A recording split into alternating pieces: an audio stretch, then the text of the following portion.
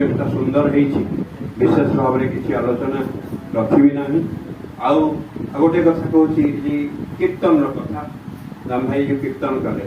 ये कथा जो कहवा कथा अनुभूति ठाकुर कहते सब तो अनुभूति गुड़ाक जहाँ देखिए जानवे जोटा सुंदर ताहा ही जन हम कहवाक हम गत काली जय भाईना आसते देवघर कीर्तन कले एक आनंद कीर्तन टी करें आपण मैंने भावी पारे लोक पर एते विमोहित होती मात्र 3 मिनिट रे से कीर्तन शेष कर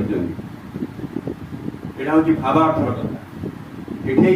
थोड़ झंझ बजेगा एगुड़िक सब कौन उदंड कीर्तन टा हुए नगर कीर्तन लोक मान भितर बाहर परिवेश प्रभावित करने उदंड कीर्तन करा जाए किंतु सत्संग जेहेतु समय सीमित ये समय सीमित भितर आम संकुचित कर सुंदर भाव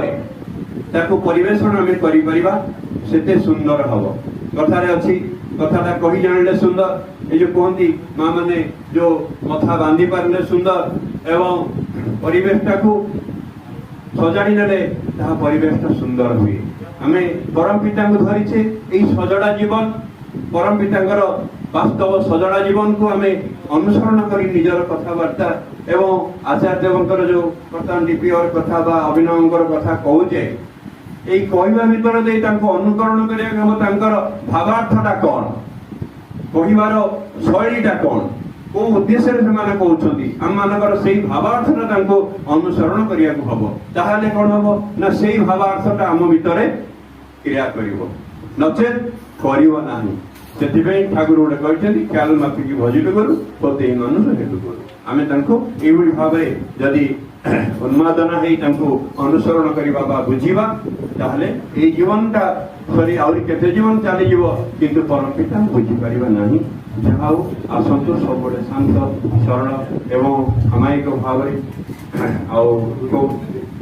समाप्त करने बेस समय नवा ना जहाँ परिवेशटा खूब सुंदर होती प्रत्यंग भितर से भावार्थटा जागृत हो शेष टीकीमा एवं तांकर परिवार एवं ये ग्रामर समस्त उपस्थित अनुपस्थित गुरु भाषा मंडली एवं उपस्थित प्रति प्रत्येक मंगल कामना कर मोर वक्तव्य संख्या जय गुरु वंदे पुरुषोत्तमं वंदे पुरुषोत्तमं वंदे पुरुषोत्तमं वंदे पुरुषोत्तमं वंदे पुरुषोत्तमं परम प्रेम श्री श्री ठाकुर चंद्र जी की परम प्रेममय श्री श्री ठाकुर चंद्र जी